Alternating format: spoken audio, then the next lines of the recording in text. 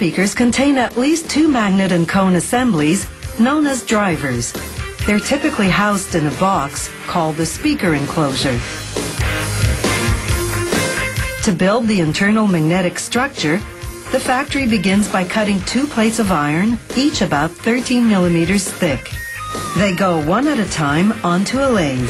First, the machining tool smooths and evens out the surfaces, getting rid of the marks the saw made. Then it cuts out a small hole in the center of one plate and a larger hole in the center of the other. Next, they cut a smaller and thicker round piece of iron called the core. A reamer bores a large hole through it.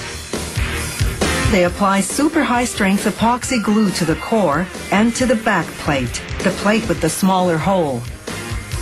They glue and screw the pieces together because the bond has to be strong enough to withstand intense magnetic pull. They glue a foam filter in the hole to ensure the vibrating cone doesn't draw in dust and cause internal damage.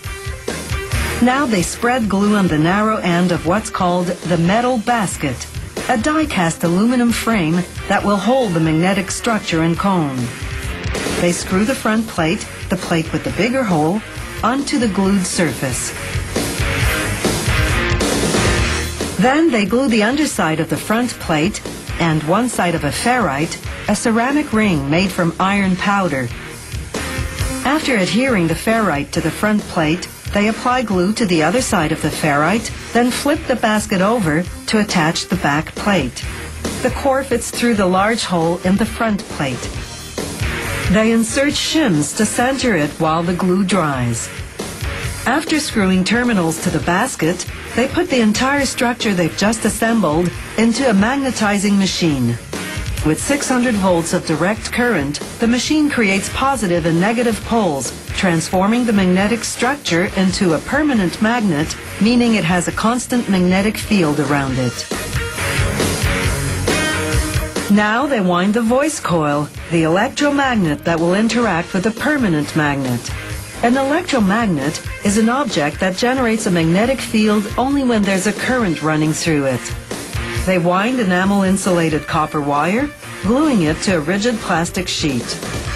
The positive pole of this voice coil will be attracted to the negative pole of the permanent magnet. The negative poles will repel each other. The key is that the voice coil's poles are constantly reversing position because the electrical current running to the speaker is an alternating current, meaning it switches between a positive and negative charge several times per second. This makes the magnets attract and repel each other continuously, causing the voice coil to move back and forth rapidly. This vibrates the cone, which creates sound waves.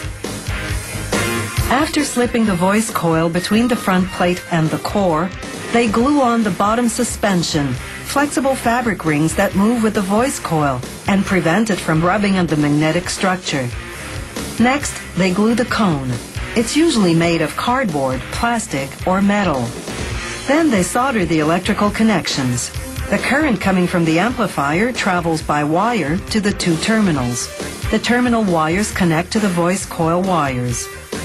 After making sure the cone moves freely without rubbing, they glue on a rigid cardboard cap to keep out dust.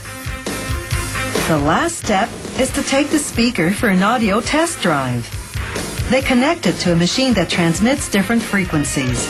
They make sure the movement of the voice coil and cone isn't obstructed in any way. Then a computer device analyzes the sound wave the driver sends out. Two-way speaker systems have two drivers in each enclosure, a woofer and a tweeter. A woofer has a large cone that vibrates more slowly for low frequencies. A tweeter has a small cone that vibrates quickly for high frequencies. Three-way systems have a third driver with a medium-sized cone for the mid-ranges.